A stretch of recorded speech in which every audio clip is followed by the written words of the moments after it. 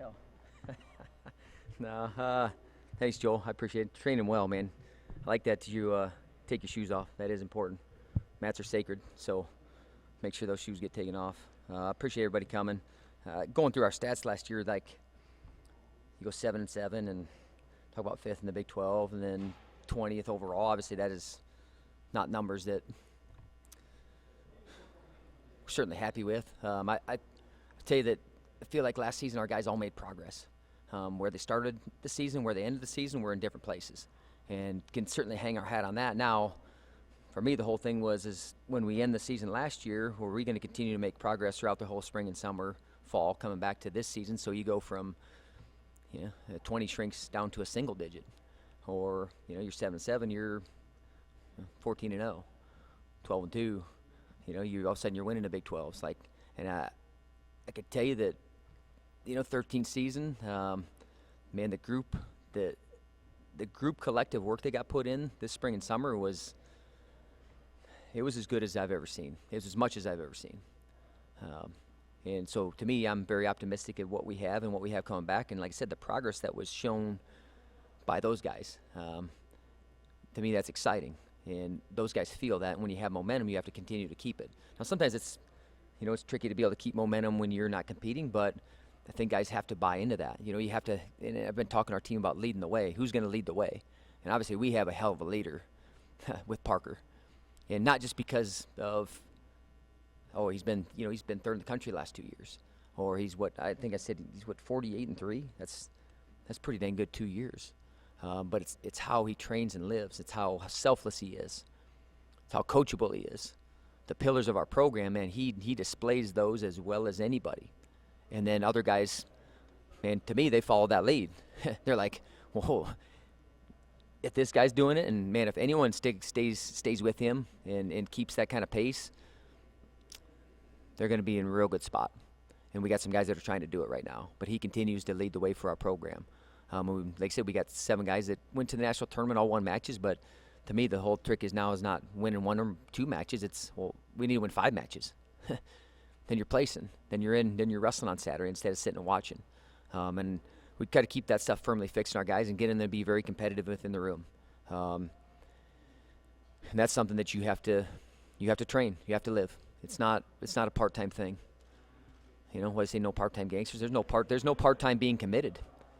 If you want to be great at something, it is a full-time endeavor. And we have a lot of guys that are bought into that, and we have to continue more guys to do that. Because it is not a straight line to success. It is not a straight line to be great at this thing. It is very, very, and as probably deep as ever in college wrestling right now. It's as good as ever. Heck, I was just at the Super 32 tournament, and the skill level of kids is incredible. And, we're trying to find some other intangibles that these guys have. Some things to talk about. I talk about being selfless and gritty and coachable. Those are things that we look for. And, a guy like Parker, he displays all those. And we got 2 other captains this year, and I think it's, to me, our captains are they're voted on by their team. And Yant was one of the captains, and he was a captain last year, and talk about gritty. The guy's a definition of gritty. I think I just saw a picture of him. I don't know if, he had just blood running down his nose in the middle of practice, and he's just like, I love it. He is one gritty SOB in his 6th year too. And grateful for that 6th year. And then Lance Runyon, a guy who, man, I think he really stepped up a notch when he got hurt and injured and he was out, and how he gave back to his team.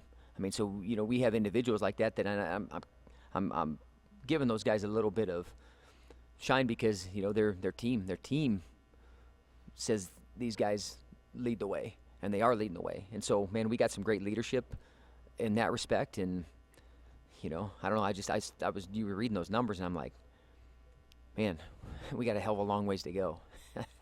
But you know what that does? That excites the hell out of me too. That does not scare me one bit, and we have a lot of guys that don't feel that way either. Because I think you either go one or two ways with that. I got all this way to go, and it's like, you know what? I'm going to get up next morning, and I'm going to run. And I'm going to run, and I'm going to run, and I'm going to run, and run. And we're behind in a race right now. So you either got to run harder, or we got to run smarter, or we got to do both. And that's what we're working on to do every day. And we got a group of guys that are bought into that. And so, yeah, I'm excited about our season and our team and what is to come for us. I'm excited to get back out competing. We competed a little bit later than the rest of the teams. I kind of liked, starting a little bit later instead of starting that first week. It's a long season. So, I know he said Grandview, but that'll just be our freshmen. Our freshmen will be at that event. And then our full team will open up Dectronics that next weekend. And then we have Vegas right after that, which is a great event. But, we got a guy that's going to the All-Star Duel, which is pretty damn cool. They got that thing going again, and, Parker will be ready for that. And I think that can certainly set the tone for our season. A guy just, okay, man, got a couple-time national champ, and it's time to show that I've closed that gap. And, Brooks is a great competitor, and I'm certainly looking forward to that. So I get all over the place, and I don't know who made me stand up today.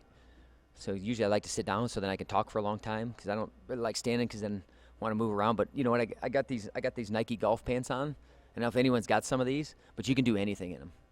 And I'll tell you guys, I've pushed the boundaries of being able to do anything in them. So I'm giving a little plug for Nike, because we're a Nike school. So, and their wrestling shoes have got a lot better. But you can do anything. I'm telling you, you can do anything in them. When I talk about anything, like you can wrestle in them. You can do squats in them. You can do a sauna session. It doesn't matter. You can do anything in them. So, man, I love them. I wear them every day. So a little plug for Nike. I got to appreciate that, though. I mean, heck, I think did we get our thing re-upped yet? Hopefully. Okay. Well, see, I'm trying to help that. Trying to help the athletic department as much as I can. But you go through, and like I said, we got 7 guys back. When I say it gets hard to highlight certain guys, it does, because I think so many guys are doing things so well. And guys can be like, well, that's a cop out. Who's really stood out? Who's really stood out? And there's a whole bunch of guys, and I can go up and down, and I can look at a guy like Gallhofer, who he's had some injuries, but man, that guy is chomping at the bit to be our 25-pounder. He can't wait. He cannot wait to be the guy that sets the tone for our matches. He can't wait for it, and that's part of why he came here, and he's got an opportunity in front of him. And I know, I know that's a huge piece of getting things going, momentum, man. Having a 25 that is gonna lead the way in just the fight and hustle, effort, grit, not giving an ounce of anything, and he'll do that, and I'm excited for it. 33, Bisco, man, so close. And you guys look at it, well, he went 1 or 2, but you don't understand, like, some of these matches, they're one position. If he finishes this crackdown in that situation, he wins that match, and then I look at him like he's winning the next match, the next match. So we got to figure out how to get those margins to be bigger. And so that's what I'm talking about with all that work. But the margins are really small, and we got to get his margins a little bit bigger, and he's done a good job of doing that. You got a guy that is going to battle him, Farber. Farber does one heck of a job, man, of training, living, really going after it. And so right there, man, when you have guys like that, and we've talked about it, guys, and you've been in programs. I've been around some programs where the guys are, when they're doing this, it's negative, it's friction. And what we want to do is when we're battling one another, we're uplifting one another. We're getting each other better, and those guys are doing that. And we're doing that as a team. Happel got a bitter taste in his mouth last year because he was an alternate. So you guys understand what the alternate is, right? So you go to the national tournament, you weigh in, and then if someone doesn't make weight, something doesn't happen. And he actually had a guy in his weight class that was like a minute from not making weight. and they're like, they're trying to find him, and I think he was like, oh, man, I'm going to get to wrestle. But he got to go there, and he got to watch it, and I could tell it was like, that will not happen again. That's burned in his memory. And he's trained like it, and he's prepared like it, so it doesn't happen again. Robuto, and you're gonna have to be hard-pressed to find someone that I think that made as much improvement last year from the start of the season to the end of the season to where he was. And, I mean, heck, I think about some guys that beat him early in the year, and then he beat them down the line. And, man, really close and always getting better. Holschlag, 6-year senior again. Man, grateful for the opportunity. And he continues to get better. And we got some young guys that are chomping at the bit. And the great thing is I don't think we have guys that are just holding their place. I'll wait till next year. And that is something that we can't do. And you don't have to go far to think about that 2020. A wait to next year. There's no wait till next year. It's now.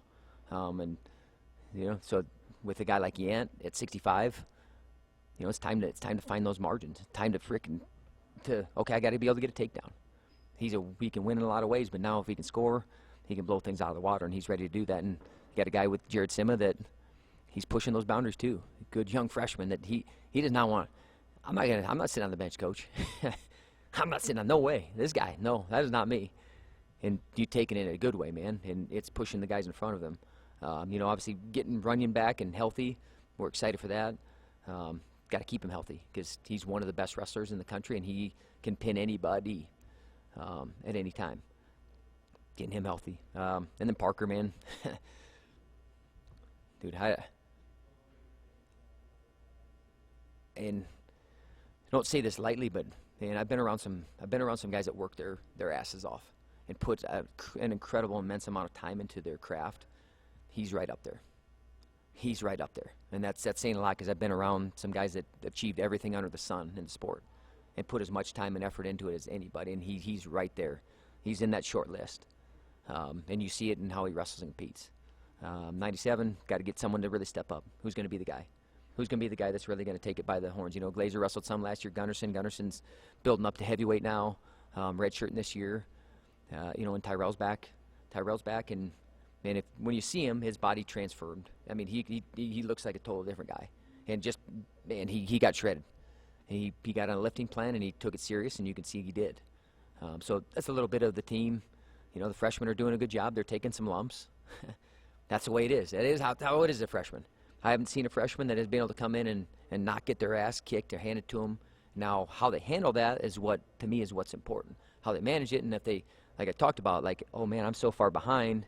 I'm excited to get back to work. I'm so far behind. What the hell am I going to do? I'm just gonna put my hands up and just wave the white flag. That is not the type of individual that we have on our team. That's not the kind of coach staff we have. That's not what's ever going to be instilled in them. And so these guys are running and chasing, and even if they're getting their tail kicked, they come back encouraged and ready to come back the next day. And you can ask them about it. I mean, that's part of the sport. And if our program's going to be any good, man, there shouldn't be a freshman that comes in being able to do that. There should always be someone in front of him. And now hopefully what we have is no matter what, how good somebody gets, we always got somebody in that room that can take it to him.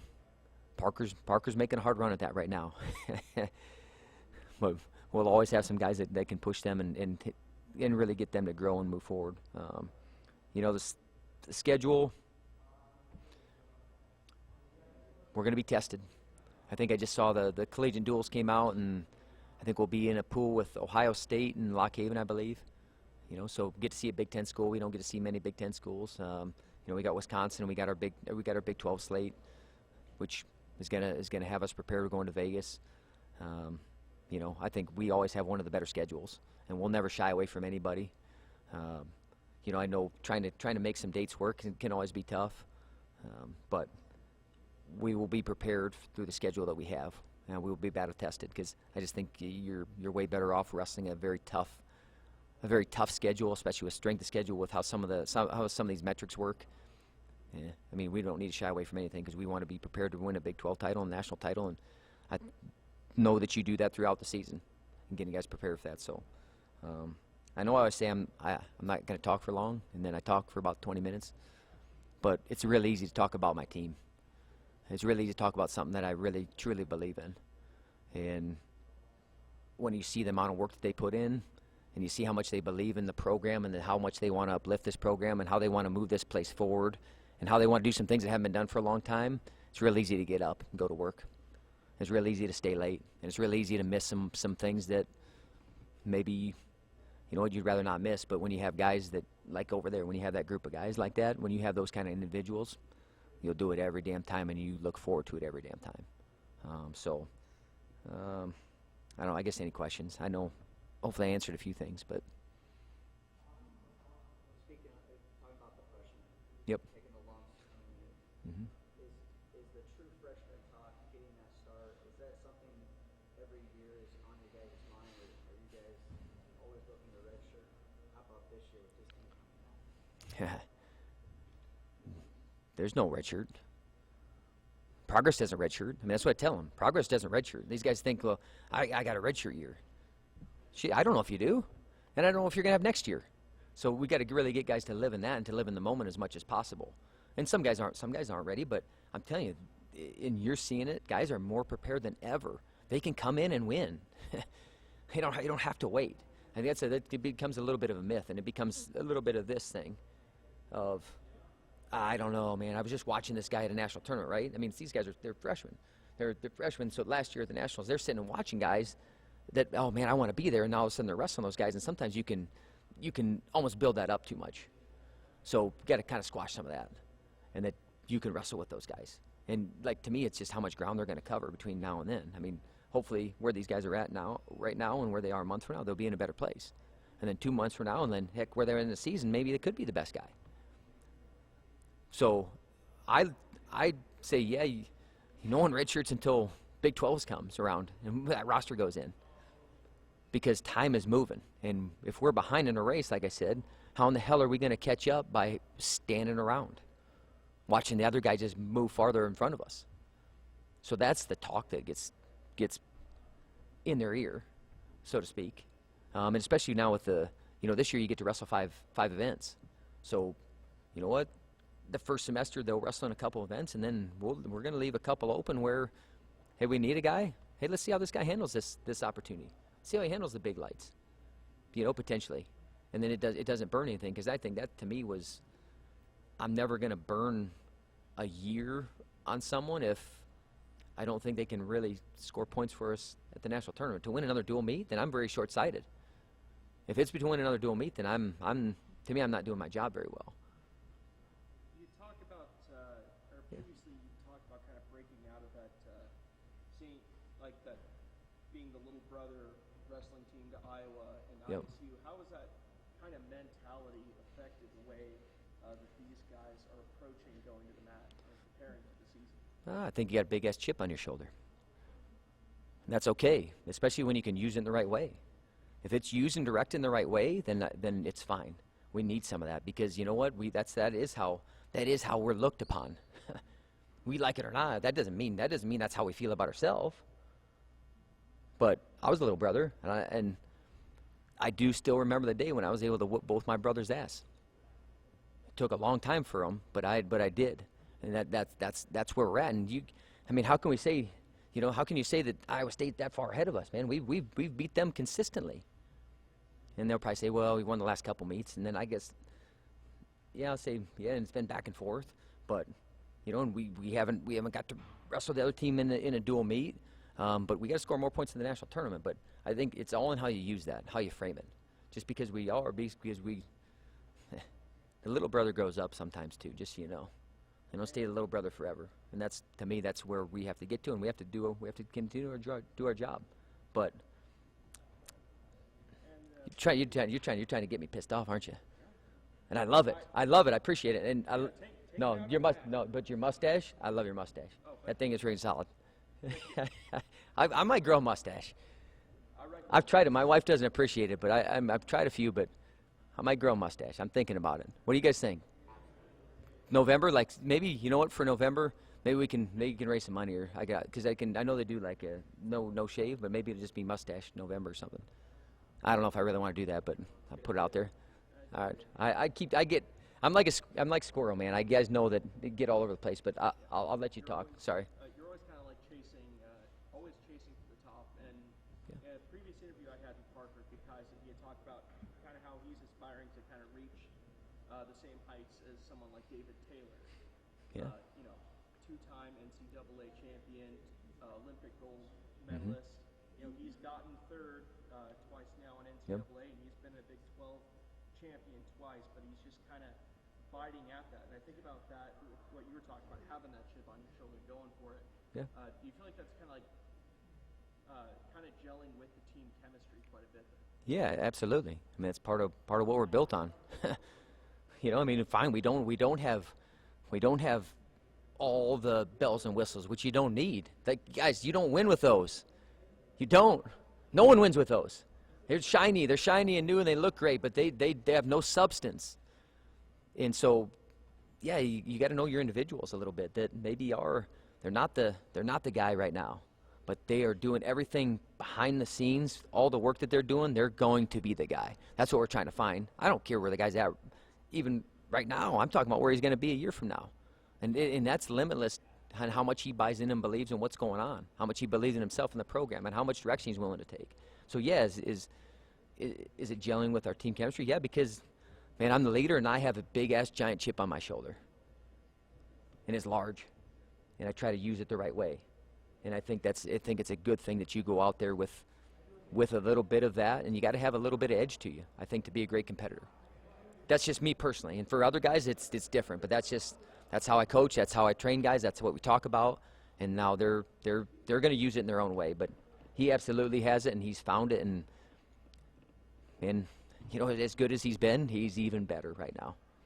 Especially, you know, talking about that, from what I heard from Coach Roper too, is that his recruitment at UNI was sort of a fluke. That they were scouting someone else at the high school. They looked over, saw him on the next mat over, liked the way that he was wrestling this guy. He ended up not, I think, winning that match, but he showed really good technique, and they just kind of. For Roper, you kind of saw, you know, a hidden potential. So, how have you kind of looked for hidden potential, both in your recruiting and in your training? Yeah, I mean, that's if you got a crystal ball, man, please give me it. Yeah, I'm trying to figure that out with recruiting right now. And we're trying to find some other intangibles because there's a lot of guys that can wrestle incredibly well. So, what holds at this next level? What makes a difference for a guy? What makes this guy be able to have that jump? And I mean, part of it is there's just a deep burning desire for them to be great, and not just because they want to achieve something. It's because something they have inside of them. And how you find that, I think you start seeing, we start knowing clubs well, we start knowing kids well, we start being able to see them train in certain situations. You start to see how they react to things. You start to see how if they get beat in a tournament. So I mean, I go to Super Tuesday that weekend. I'm not just watching the guys wrestle. Like, I'm trying to watch way beyond that, because there's other things that, to me, I think help set a guy apart, especially as they get to this level. And it's more than just wrestling. And we're probably not always going to get the guy that's the number one guy. And I don't care. You don't have to be. You don't have to be, because it's not about where they're at right now. You're getting me fired up, man. I love it. I love it. What have you seen from Cale Happel, who was an alternate in Yeah. plays? I have to imagine that's probably one of the more bittersweet things you can encounter in a college wrestling career. So from that moment on, what have you seen from Cale? How has he moved forward? Well, I could tell you that he pretty much ate and drank the hospitality room out of everything, though. I think it was kind of like, I mean, there was some realization there that, man, that, okay, my season's over. So I think that happened for a little bit, and that got over real quick. And then it was like, man, I don't feel good about it. Like, I'm gonna drown my sorrows, so to speak, a little bit, and then it's like back to it, because it sucks sitting and watching. It's brutal. And like I said, the situation that he was in, it's fuel. He's really developed. I mean, he's very unique in the style and in how he's going to go about things. And he's really developing his style, not anyone else's style. And you see it in how he's training, how he's working, the things that he's working on, and he believes in what's going on. He's learned how to wrestle this spring and summer. And I see the progress happening. But that is one thing that I am absolutely certain of, is he will not be sitting and watching the national tournament this year. He will not be sitting and watching that thing. I know that, and I know that was a conscious decision that was made, and I will do everything I can to make sure that doesn't happen again. And then beyond that, not just get to the tournament, because we had a bunch of guys made to the tournament, and they all left feeling not very great. So let's go take it another notch beyond that. But I've seen the consistent work that he's done throughout all spring and summer. You mentioned him having some distinct talent. What about Cale is distinct? We just how he uses his hands. I mean, he's crazy strong. How he's dropping into some of his offense. I'm just saying, like, he's going to develop things his way. He's going to take some pointers, but it's going to be I'm going to lose because of positions and things that I think are good in my best wrestling, and that's fine. I mean, you got to be stubborn in some ways.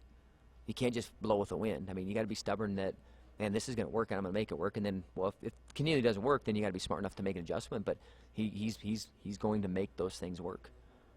I think, man, you saw some incredible flashes, and I'll tell you what, talk about a guy that in this building and in general, the times that he got to wrestle in here, there was something else. There was a whole nother level to him. It was like, I don't know. He put a whole nother level on the matches that he was in this building. There was something there that, and I don't know if it's just, man, like want to put on a show for, and I always did, but it just like there was something. There was a whole nother level to him, a whole nother gear to him when he was in here. Now we just got to get that gear all the time. What's the future of the West Gym? The future of the West Gym is, there's a time frame as far as, us being able to train in here, getting more information and figuring some of those things out.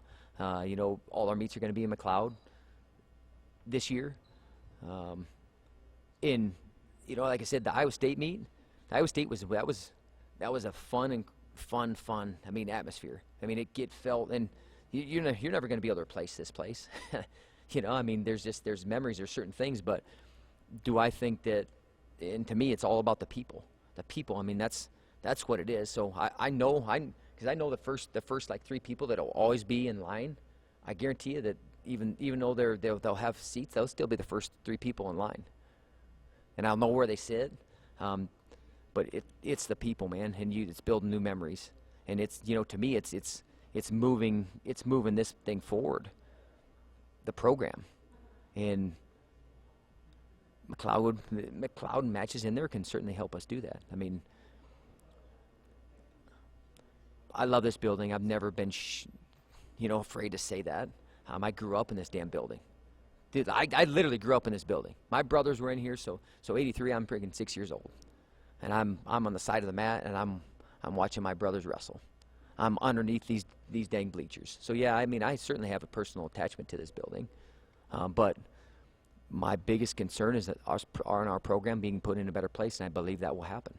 I believe that we have the support and we have the people behind us to make that happen. Now, what we move into forward, and I've said it, man, I want to move into the next 100-year building.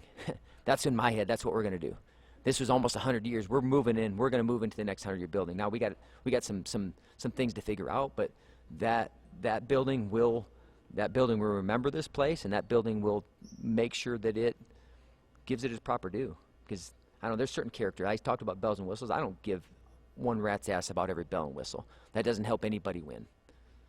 The people inside that building help you win, and the belief in the people inside that building, the belief in what we're building here. That's what gets you to win. So I'm getting a long-winded, and I always get long-winded in these answers. But yeah, we won't compete in here anymore. Which, yeah, it's a sad day, but man, how can you ever have a sad day when you get a chance to compete? We're going to get a chance to freaking represent UNI and do it well. So, we're working on all those things moving forward, and there'll be more information to come as far as what we're going to be moving into and how we're going to do it and how we're going to go about it.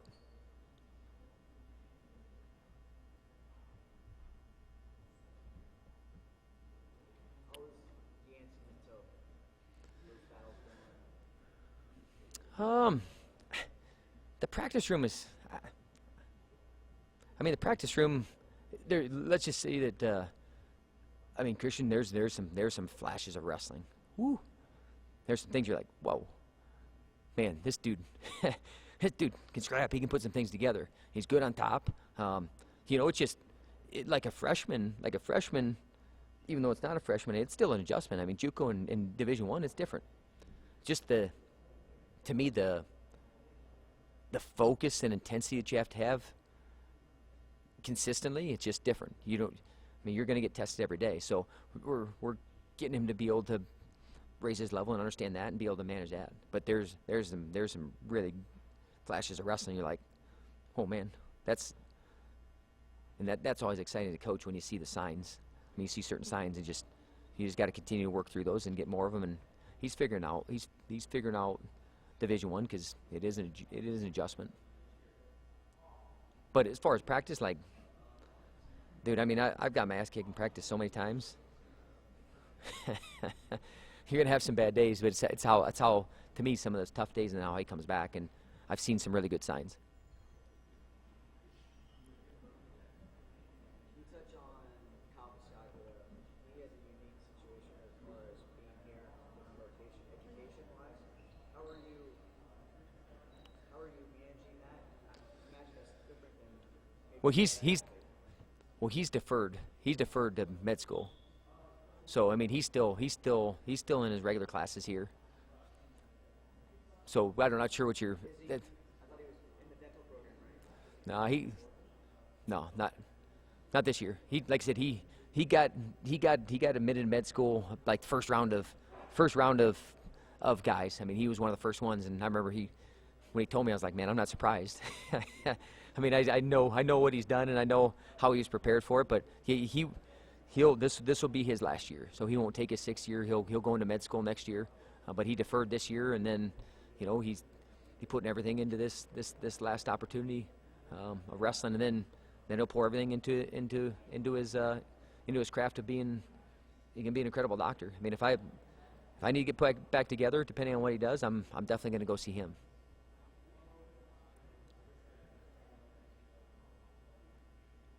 Anything else? We good? I don't think I got anything else, boys. I mean, Tulsa, though. Tulsa's a big 12s and nationals this year, so I'm looking forward to. There's a lot of things in front of that, but you know, Tulsa time. That song, Don Williams. I don't know if anybody likes old country, but been playing that one a few times. I know it's running through my head a little bit, and I know it is for these guys too. So, no, I appreciate everybody coming out. I guess if you got any questions for our guys, they'll be over there, and you know, look forward to the season. So.